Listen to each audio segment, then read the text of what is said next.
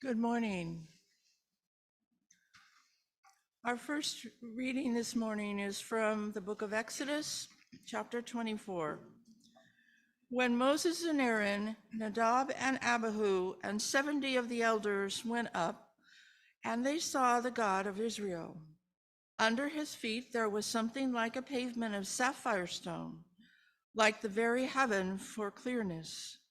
God did not lay his hand on the chief men of the Israelites. They beheld God, they ate and drank. The Lord said to Moses, "Come up to me on the mountain and wait there. I will give you the tablets of stone with the law and the commandment, which I have written for their instruction." So Moses sent out with his assistant Joshua, and Moses went on to the mountain of God. To the elders he had said, "Wait here for us until we come back to you. Look, Aaron and Hur are with you. Whoever has a dispute may go to them." Then Moses went up on the mountain, and the cloud covered the mountain. The glory of the Lord settled on Mount Sinai, and the cloud covered it for 6 days. On the seventh day he called to Moses out of the cloud. Now the appearance of the glory of the Lord was like a devouring fire on top of the mountain in the sight of the Israelites. Moses entered the cloud and went up on the mountain. Moses was on the mountain for 40 days and 40 nights. Stand as you're able, and we'll sing the gospel acclamation.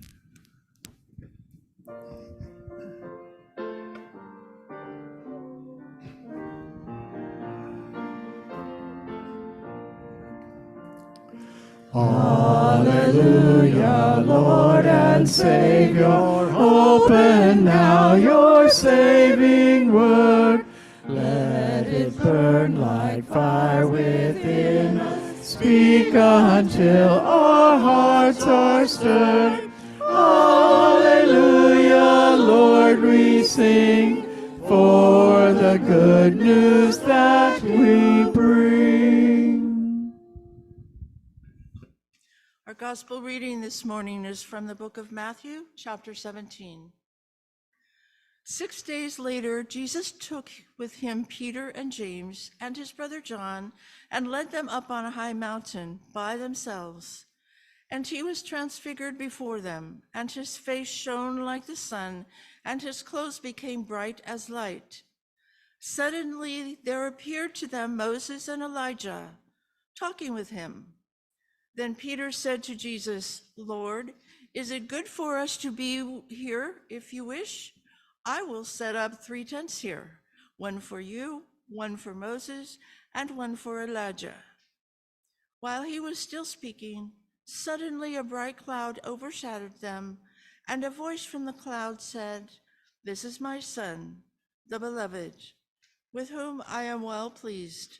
Listen to him." When the disciples heard this, they fell to the ground and were overcome by fear. But Jesus came and touched them, saying, "Get up and do not be afraid."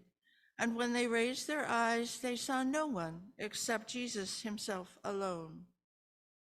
As they were coming down the mountain, Jesus ordered them, "Tell no one about the vision until after the Son of Man has been raised from the dead." And the disciples asked him, "Why then do the scribes say that Elijah must come first?" He replied, "Elijah is indeed coming and will restore all things. But I tell you that Elijah has already come, and they did not recognize him, but they did to him whatever they pleased. So also the Son of Man is about to suffer at their hands." Then the disciples understood that he was speaking to them about John the Baptist. This is the word of the Lord. Thanks be to God.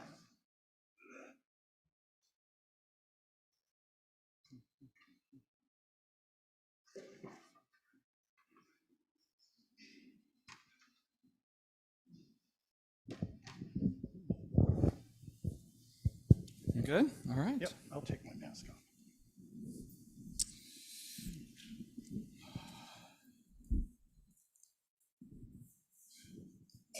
So, I really hate it when people start like a paragraph when they're talking to a group of people and they begin with, so, here's the book. Did you get it up there yet? It's coming up.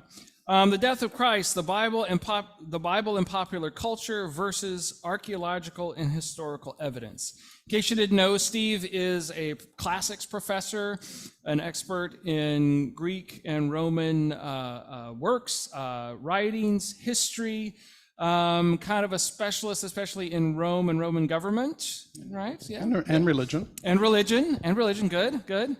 And so we're just going to have a little bit of a talk about this book. Has anyone, I know there are a couple people who have read most of it or read a lot of it already. Okay, yeah, quite a few. Good, so you might have some questions.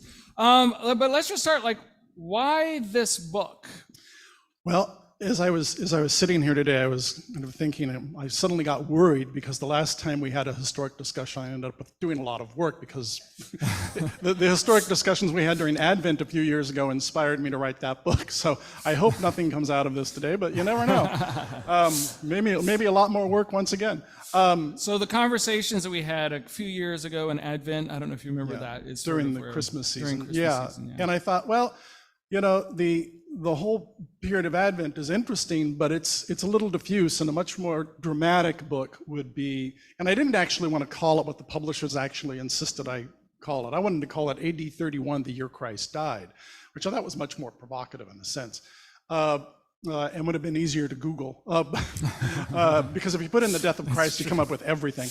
But no, it came out of those discussions because I realized that, you know, it'd make a really nice snapshot. And also there's other dramatic stuff going on in the world at that date. It's actually the year that a guy named Sejanus, who was Tiberius's, the emperor's praetorian prefect, which was basically one of the most powerful positions in Rome, tried to overthrow him and was very violently arrested and executed along with his family. So it's a very dramatic year.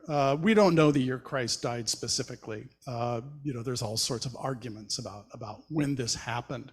But no, I thought the players were really interesting, and my actual field of expertise is in the Roman author Tacitus, who writes all about this stuff. And if any of you remember from years ago, I Claudius, a lot of the characters in I Claudius are found in this historic period as well.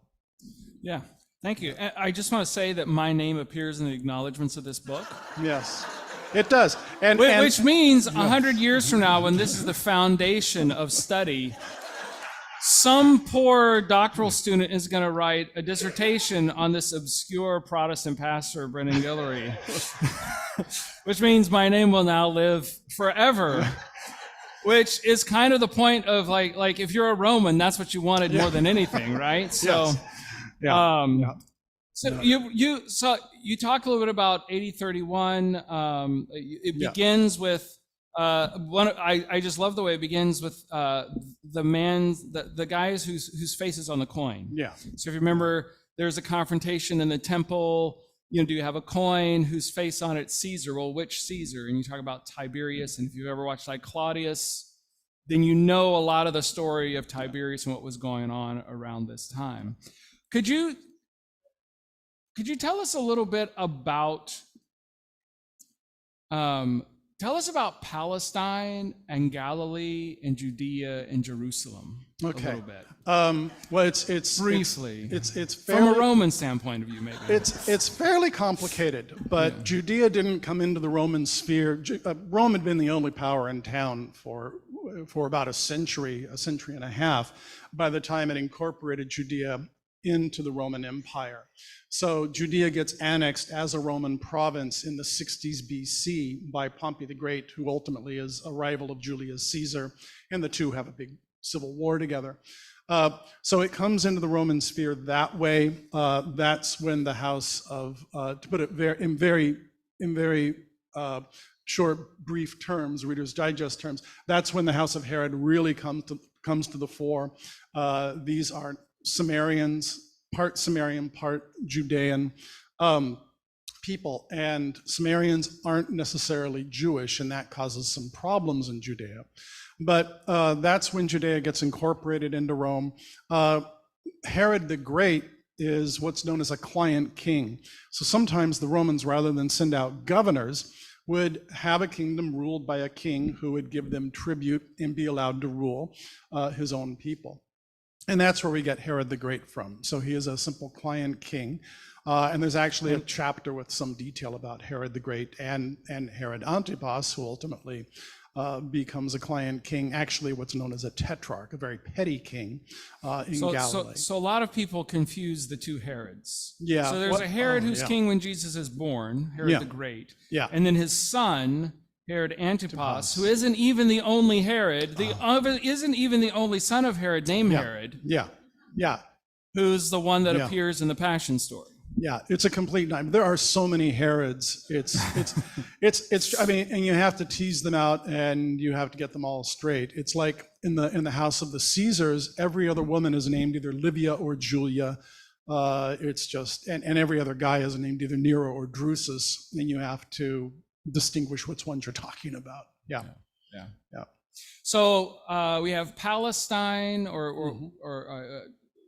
What was the difference maybe between, or was there much of a difference between Galilee and Judea? So Judea was the area around Jerusalem. Yeah. And Galilee was the area around Yeah. the Sea of Galilee, which is further north. Yeah, yeah. I mean, these are people who are of the royal house of Herod, and ultimately they are simply incorporated into the Roman Empire, and Judea is ultimately governed not by client kings but by governors as Judea becomes, especially in the 60s AD, increasingly problematic to govern.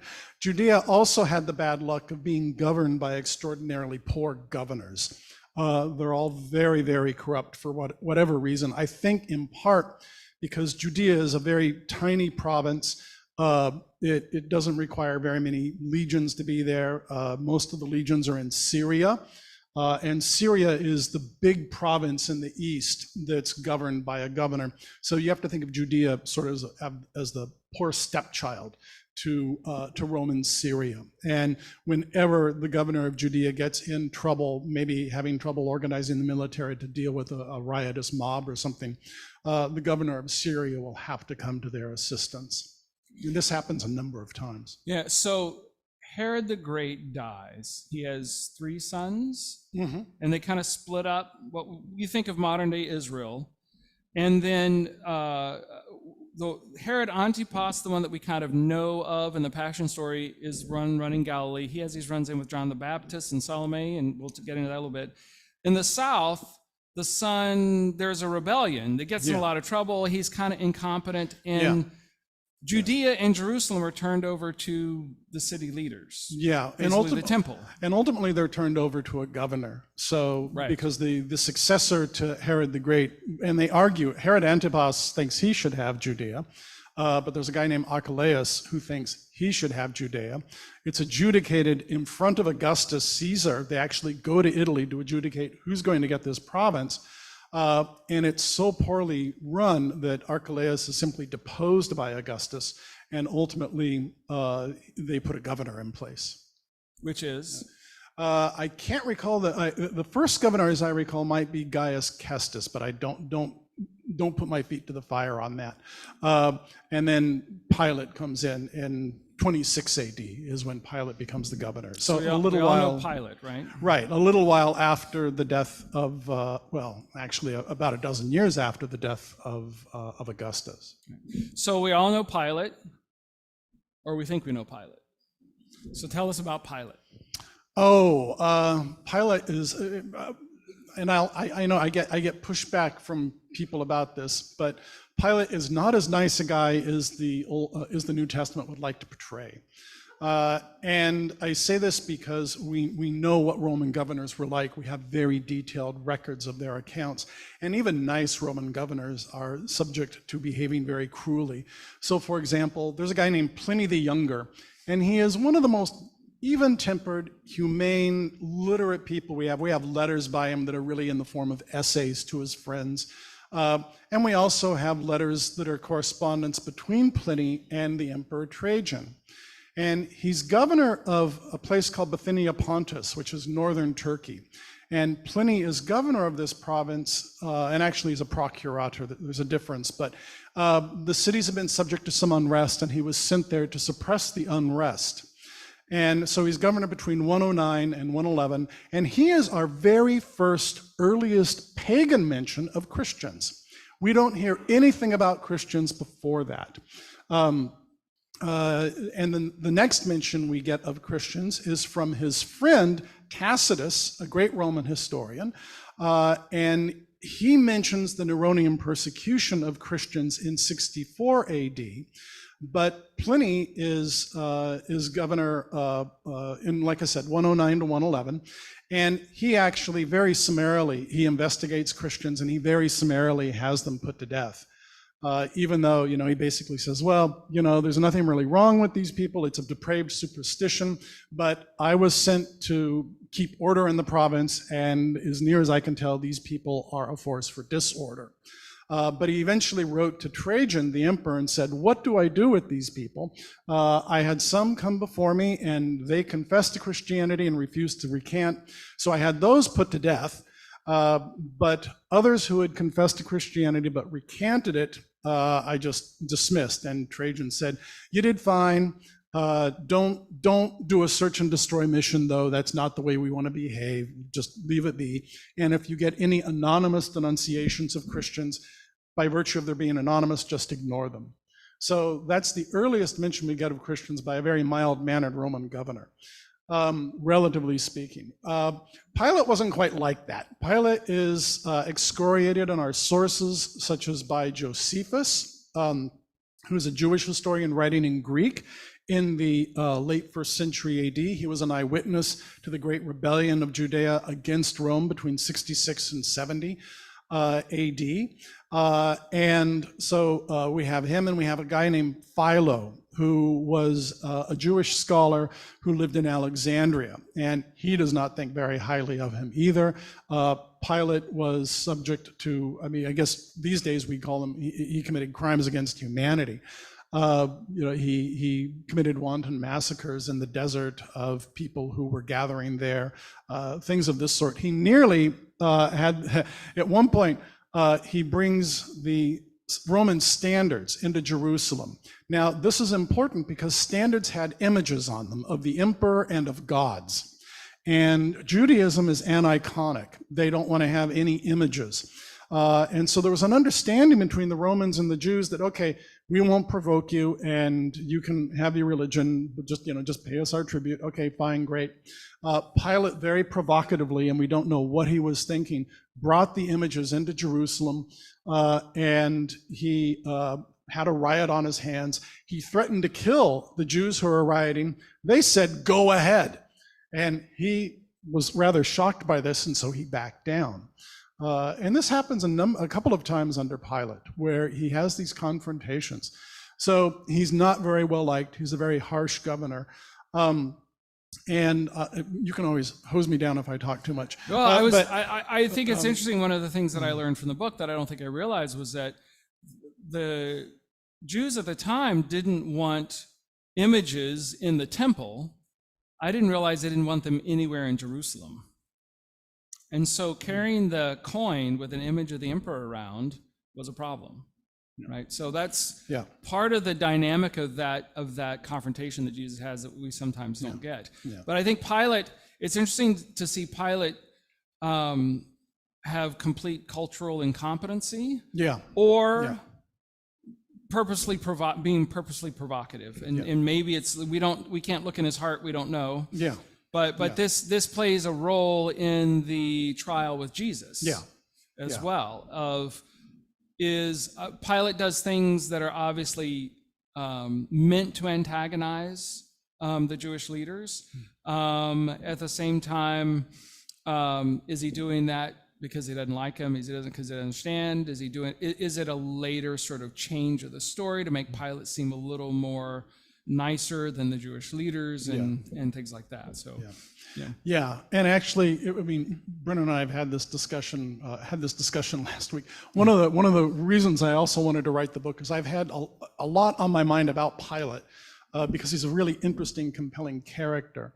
And so I think this is sort of the book is sort of geared, or he's in the middle of the book because I think the book is sort of centered around him. He's a really, really interesting, important character. And as I described it to Brennan also, people in my field who do archaeology, which I could never do, I find it horribly dull. You dig and you take measurements, and I've done a couple of practicums as a grad student, and I'm so glad I can't stand it. But one of the things that's really impressive about archaeology is if you get the corner, and stay with me here, this is going somewhere with Pilate. If you have the corner of a building or the lip of a pot, you can tell the shape, and you can tell the precise shape of the pot, you know the precise dimensions of the building, and so it's very uniform. And so Pilate also is very uniform. Governors are uniform in how they're in their career trajectory. So once I have an inscription that says, okay, Pilate was a praetor, all right, so I know that he had held that office. I can start to reconstruct his age, and I can start to reconstruct the very precise times in which he lived. And so you can actually say a great deal about the influences that drove him. And my favorite example of that is in the teens and 20s AD, there are a lot of trials in Rome for magic and witchcraft and astrology. And there are laws on the books in Rome about this. They really believed in much of the supernatural. And so if you go by the narrative of the New Testament, if he is hearing about a guy who is changing water into wine, and raising people from the dead, this is going to cause some consternation. And the worst thing is going to be gathering 5,000 people in the desert, or however many they gather, and feeding them with loaves and fishes. Because now, boy, 5,000, that's close to 6,000, which is an entire legion. What are you going to do with those people? This would all be very worrisome to Pilate. So if I were a Roman governor, I'd be really anxious to get this guy. And he's not a Roman citizen. There is no trial of Jesus. When you hear the trial of, there just isn't one. It's a summary nighttime affair. It's very slapdash. You don't need a lot of evidence or witnesses. He's not a citizen, so Pilate has every right to summarily execute Jesus, just as Pliny summarily executed people who had been denounced to him as Christians. Right? They're the ultimate law in the province. So there's a couple things which made me think of John. Yeah, question over here. Oh, okay. Oh, money changes. Okay, before we get to that, I had a question about what you were talking about. Yeah, go ahead. So we have 5,000 people, which is about the size of a legion, getting close to a legion size, being fed out in the desert. We already had someone gathering people out in the desert that was well known, John the Baptist. Yeah. And we have a magic person doing magic tricks, or a person doing, and I'm kind of curious because we don't think of it. I mean, even though in some ways the story you heard today in the gospel, the Transfiguration, is a ghost story, right? The ghost of Moses and Elijah show up, to talk with Jesus. So talk a little bit about that world, and a little bit about rebellion and the unrest, and maybe how that plays a role in the events of Jesus's arrest and execution. Boy, that's a lot to unpack. Yeah. So I guess first of all, that's why I didn't want to go to tax collectors yet. First of all, what was the first part of your question? The large gathering in the desert, magic, people doing magic tricks. Yeah, I mean that's very, very dangerous in Roman antiquity to do, because magic is often used to challenge Roman authority, at least on the part of higher ups. So particularly any senator who, and there's a case in 16 AD where someone who was connected by blood to the imperial family and was of high status had been accused of necromancy, consulting spirits raised from the dead in order to find out about the future. And he was treated very brutally, actually, by Tiberius. It's a pretty awful scene. And he is put to death despite being a higher up. Now, he's a senator, so he's given mercy. So he's not crucified or anything like that. He's given the chance to commit suicide, which he does.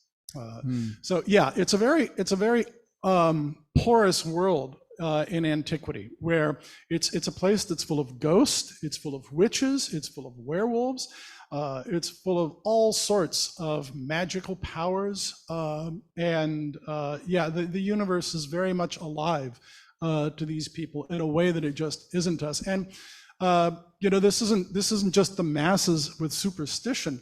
This is a very sophisticated society with legal theories about how to handle magic practices, how to handle astrological consultations. Every emperor, or most emperors, had court astrologers, all right? So it is a much more porous world to these people. I think for us, I mean, I kind of grew up with, there's God, and there's people, and then there's the natural world, and then there's like angels and demons. And those are both the same thing. One's good, one's bad, and that's it. But the people of the first century lived in a world that was full of spirits and ghosts and things as it was of trees and rivers and rocks. And it's a thing we sort of forget and powers. Yeah. And those things were powerful. They weren't just. And I think we talked a little bit before too about how the sort of difference between religion and magic. Of religion is sort of a series of practices and prayers and things that were done to sort of maintain your relationship with the divine world or the spirit world. And magic was a way of sort of like exercising power, manipulating, or making, using power to change things. Yeah. A bit. There had already been a couple of rebellions around one during the Passover, if I'm remembering right, under Pilate's prefecture. Yeah.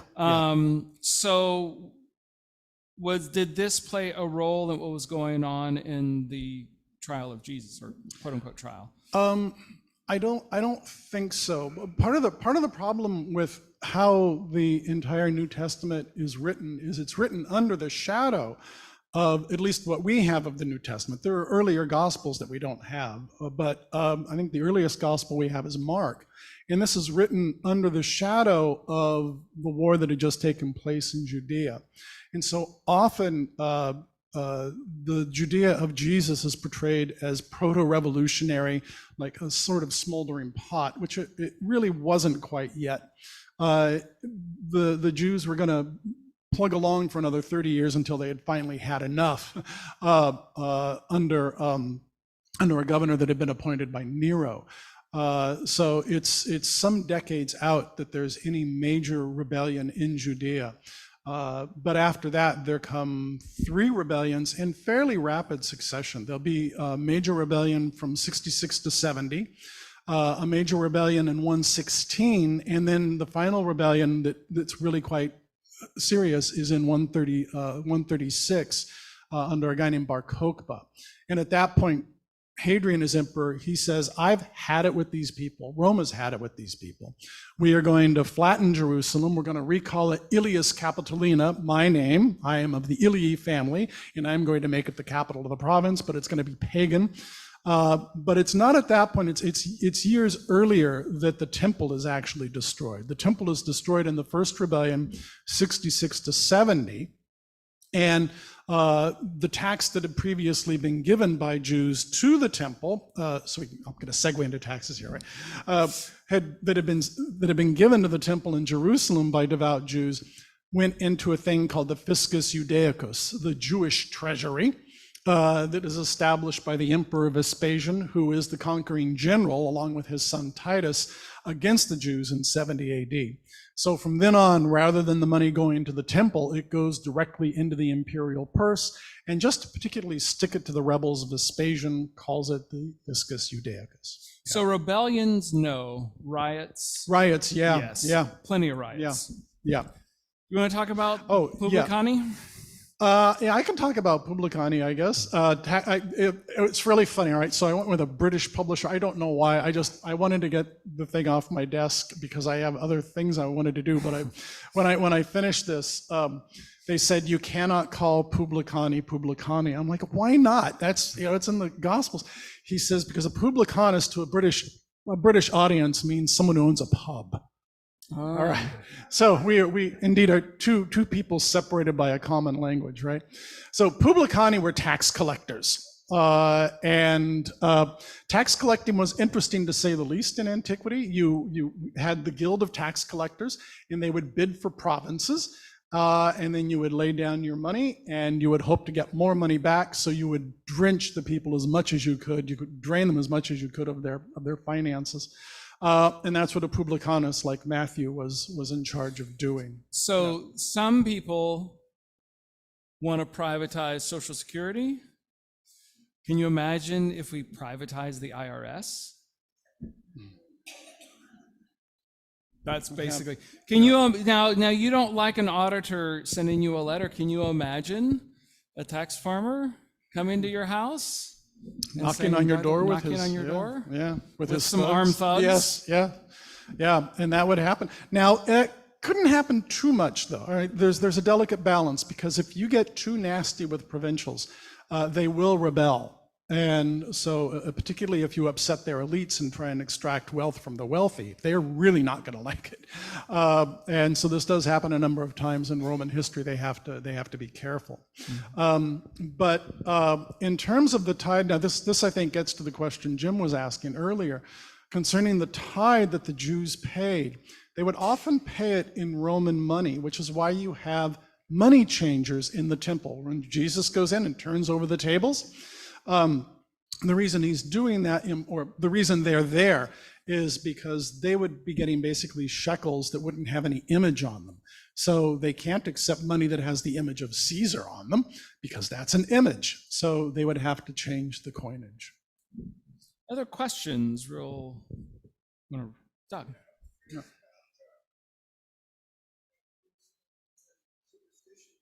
Hmm. Yeah.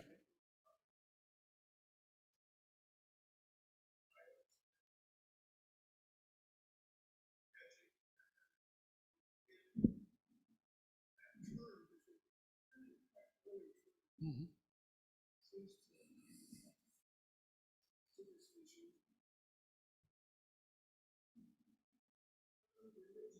Yeah. So the question, just for those at home, was about the use of the word superstition and religion, and what those differences were in the religious milieu. To put it really simply and crudely, religion is what I do, and it's right, and superstitio is what you do, and it's wrong, right? So, it's, now that's really oversimplifying, but there were, worshiping state deities, like the 12 Olympians, and there's more than 12 actually, but worshiping your local version of Jupiter or Bacchus or Demeter or that sort of thing. For the Romans, the state deities and all the state-sanctioned festivals, they believed, and putting yourself in their head rightly so, that these gods have worked for us because we have a well-oiled machine in the form of an empire that has conquered the world. Other people haven't done that, and what they do is kind of savage and barbaric, and sometimes the Romans were right. They suppressed human sacrifice in the Celtic lands that they conquered, and the German lands they conquered, which wasn't too many German lands, but and eventually in North Africa, where they practiced infant sacrifice in Carthage, they put an end to that too. But it's not until Hadrian that they put an end to human sacrifice throughout the empire. Mm-hmm.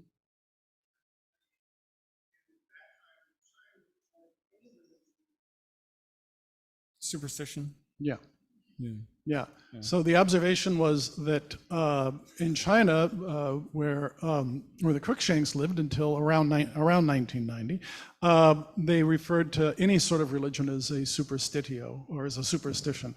And so I would say that, that's unless you worship, who is it now, Jin Xiaoping or whoever the state leader is, that you're. Yeah. Right. And I think there's especially in Rome too, even though it was polytheistic, it still suppressed particular religions and cults it didn't like. Isis, Bacchus, the Magna, the Great Mother. These were sort of cults that were suppressed at different times to larger and lesser levels, depending on whatever the other things that are going on. So. Yeah, but they're ultimately integrated, except there are certain restrictions they'll put on the religions of others. What they didn't like about the problems they have, and I probably talked about this during Advent, but the problem they have with Christianity is if I'm an adherent of the Magna Mater, well, fine, I'll go to the Lupercalia, which was just this past week. It was a big festival on the 15th of February. Or I'll go to the games of Apollo or whatever other deities they'll celebrate. And it was a great communal reaffirmation of the community and in a sense of Rome's power. When the Christians say, well, we can't do this, we cannot be worshiping others, and then they start to proselytize. That's a problem for the Romans. It wasn't a problem with the Jews, in part because the Romans had developed organically together with the Jews in a sense. The Jews had always been around. They'd always been, they had been variously traders or made up a large part of the intellectual community in Egypt. Maybe one more. We're going a little long. Are there any other questions? Andy.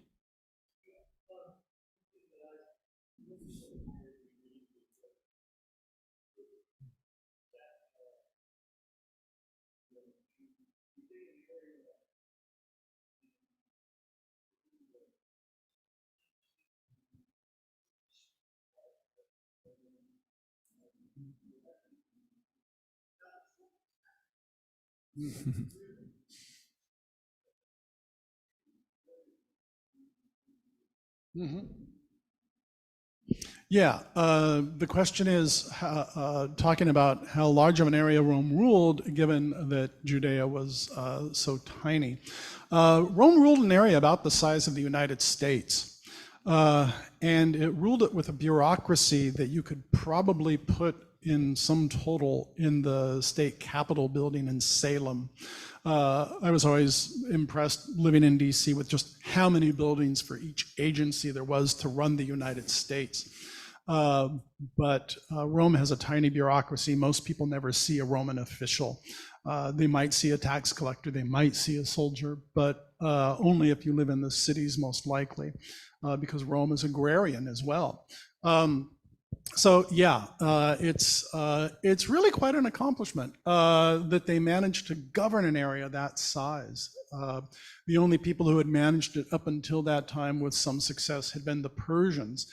And the Persians are at a bit of a disadvantage because theirs is an almost entirely landlocked empire that stretched from India to the Mediterranean. As opposed to the Romans, who have the convenience of shipping travel, which is incredibly important. It's why commerce was so vigorous, also because of the river system that you have in, at least in northwestern Europe. That helps with trade as well. It's simply not feasible to ship stuff with animals, because what you'd have to feed that animal is going to way offset the amount that it's going to cost, the amount of gain you're going to get from what you're transporting.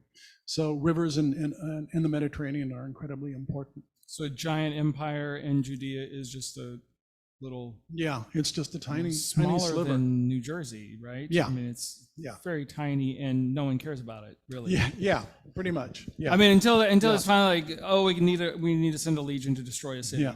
Now that's to us as Jerusalem, and yeah, it's an ancient city, it's important, but for them, Jerusalem was not necessarily, it wasn't New York City. No. Well, thank you. Thank you. Pick up the book. Yes. Thank you. And in March, we'll see you on Zoom, and I hope. happy travels. We will pray. We will pray to the gods of Zoom. Yes. We'll